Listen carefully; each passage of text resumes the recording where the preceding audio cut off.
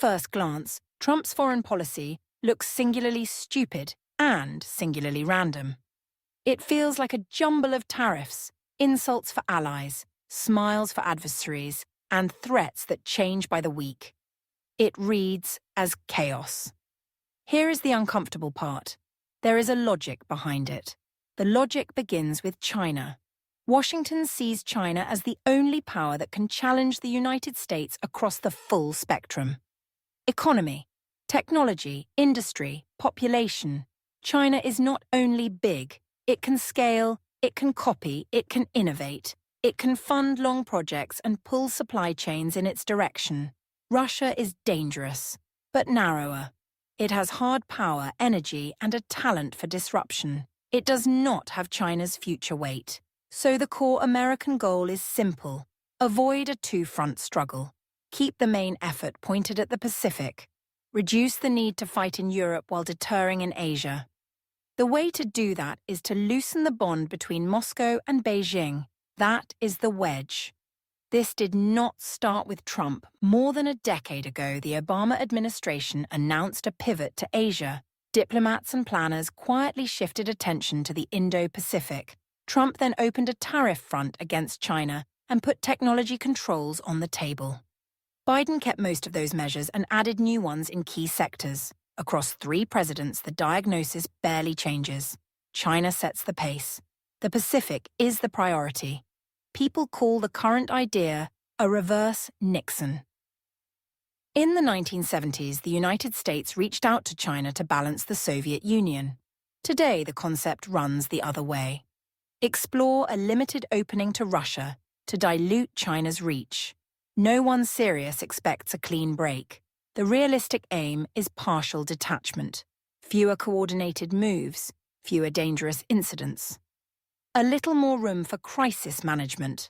If it worked, there would be real gains. Arms control talks could restart before the last guardrails disappear. Intercepts at sea and in the air could become less risky. Military exercises near NATO borders could be capped, notified, and observed. Some narrow sanctions could be paused for verified steps, with snapback if rules are broken. Russia would get a bit of breathing space from one-sided dependence on China. China would keep a partner that is one notch less efficient. These are margins, and margins matter. So why does the project feel like it is failing?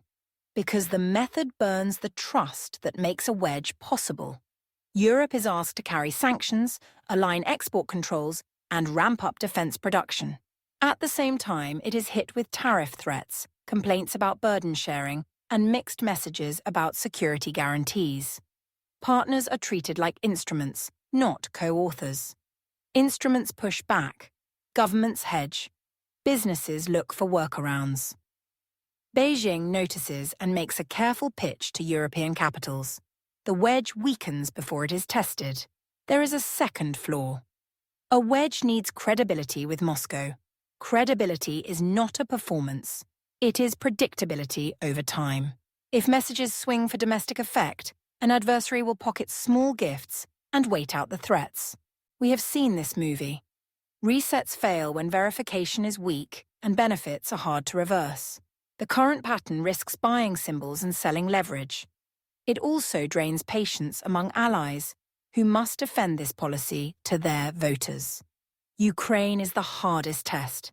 Any attempt to buy Russian cooperation with recognition of territorial change by force would be wrong. It would also blow up the coalition that holds the line. No European leader can sell a map that rewards conquest. Even if someone tried, events on the ground would tear it up. The workable path is slow and dull. Ceasefire monitoring, pullbacks of heavy weapons set in kilometers and checked on site. Safety regimes for nuclear plants and for shipping. Regular prisoner exchanges. Protected humanitarian corridors. Security for Kiev delivered as real capabilities and steady funding. No recognition of annexations. Any relief for Moscow earned by verified restraint and written with automatic snapback. Supporters of shock therapy say Europe needed a wake-up call. There is truth in that. The war forced a jump in defense, thinking after years of drift. Ammunition plants are expanding. Air defense is climbing budget lists. The language of power is no longer exotic in Berlin or Madrid. A wake-up call is not a strategy. Shock mixed with public insults and surprise rules does not build consent. It builds cover. Hedging becomes rational politics. The result helps China more than it helps the United States. There is a better way to run the same logic. Start with tone. Partners who carry the cost should be partners in design. That means fewer surprises and more consultation before rules land on European firms. Start with reassurance. Put funded reinforcement plans for the Baltic and Black Sea regions in public. Preposition munitions so timelines are measured in days, not months. Place orders that let European factories scale. If tariffs are used, carve out allies so coordination does not feel like punishment. Then test Moscow with small steps that are easy to verify. Fewer risky intercepts. Advance notice and caps on exercises near borders. Inspectors in agreed zones. Limited data exchanges on strategic weapons while a new treaty is negotiated. Each small step earns a small pause on a narrow sanction. Every pause is reversible by design. If nothing moves, nothing is given. If rules are broken, relief snaps back without drama. None of this asks for faith in Russian intentions. It asks for discipline in methods and respect for the coalition. It also keeps the main effort where Washington wants it, on the Pacific Challenge, without opening a second front by alienating the allies who anchor Europe. So the big claim at the start was that Trump's policy looks random and stupid. The truth is sharper. The underlying idea follows a clear line. China is the pacing challenge. A two-front contest is a risk to avoid. A wedge that reduces the efficiency of the Russia-China partnership would help. The problem is execution. The method treats Allied trust as elastic. It is not. Stretch it too far and it snaps. America can try to split Russia from China without losing Europe. It can try if it builds the wedge on respect, verification and reversibility.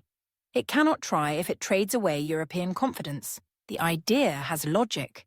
The delivery decides the result.